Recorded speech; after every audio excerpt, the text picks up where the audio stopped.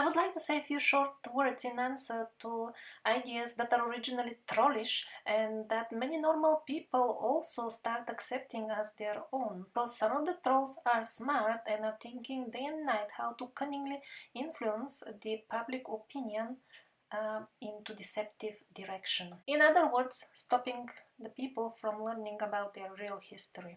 This person calls the alternative researchers conspirators, and he's concerned that they don't know enough about conventional archaeology. He's further concerned that I am unable to make unbiased and scientifically sound observation. And what is his ground of doubting that I can be biased? None. I'm not biased. I want to know my real history, whatever it is. And yes, there is a lot of bias, but that bias is on the side of the governmental agencies who control by the neck all the historical information that is released in the mass media, and they carefully select only biased views. And because of the same bias, they do not give the publicity that some scientists deserve.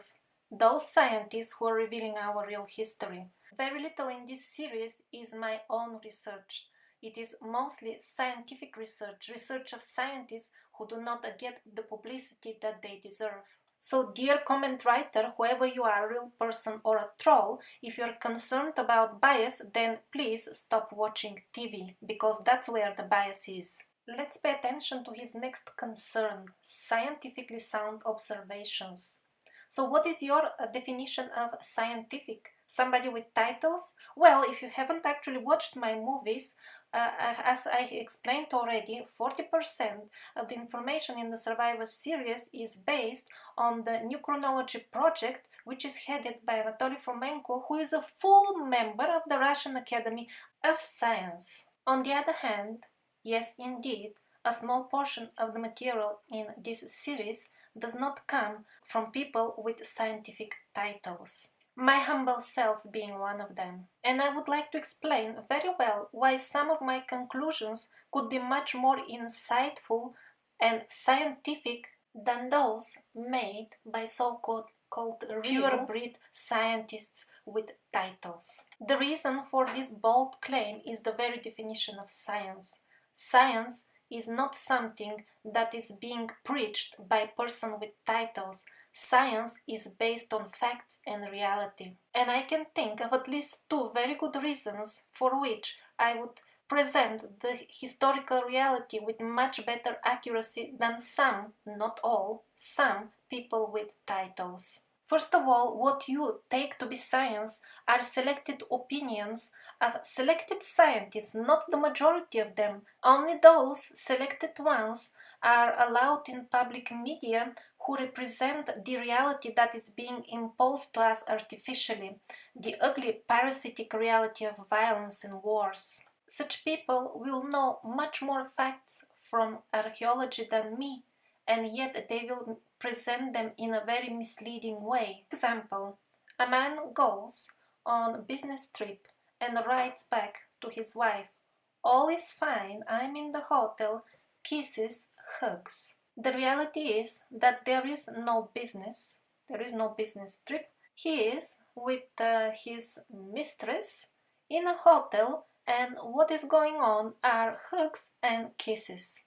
Is the man telling the truth? Yes, he writes, "I'm in a hotel, hugs, kisses." But how helpful is this so-called truthful information for the wife who wants to find out the real story? The value of this information about the hugs and the kisses is not zero, it is actually strongly negative. And so is the value of the archaeological information presented in many mainstream documentaries on the famous and sponsored channels. What is the use of the fact that those archaeologists know much more than me if they don't tell you? And I'm far from the thought that many of these people are doing conscious lying. No, it is not at all like that. They're brought up in this parasitic paradigm of fictitious history and are simply not willing to come out of their comfort zone and see the broad world of the truth. And that is, of course, the best case. In worst case, they are forced to present lies. And now let me tell you about the second reason for which I present much more scientific information than many people with titles. I have spent years amongst indigenous people who still have vague remnants of the glorious culture, the glorious advanced culture of the survivors. Although the remains of that glorious culture are very fragmented and almost disappearing, still I saw that it is absolute lie to consider all the legends of some sort of fictitious mythology. No, people were able to function in more than one dimension, and still in some remote places the shamans are very good in doing that. I was immensely fortunate to be close with these people who are a living piece of our history. I saw firsthand and studied as much as I could the amazing knowledge of the survivors that some people call alien, but actually it is not. It is very natural to humans.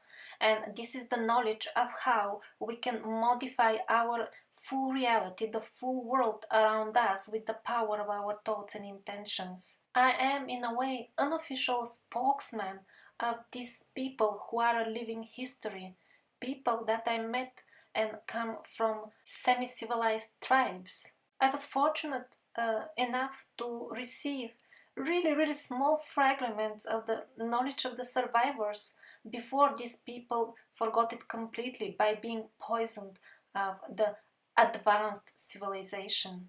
And as far as the history of humanity, the way I saw it with my newly opened eyes, well, I was very surprised to find out that absolutely genuine scientists with titles have reached the same conclusion from a completely different path, and that's what I'm publishing in this series. Yes, some historians and archaeologists may know more facts than me, however, they don't have the advantage to be able to see the history with the eyes of the people who have the same mentality and mind frame set as the people in the remote times that we are discussing here. Could have I made mistakes in my attempt to reconstruct the real history? Sure, that is possible, as it is possible for the people with titles, they can also make mistakes. And I encourage anybody who notices any such mistakes in the archaeological artifacts or some other information to report them immediately.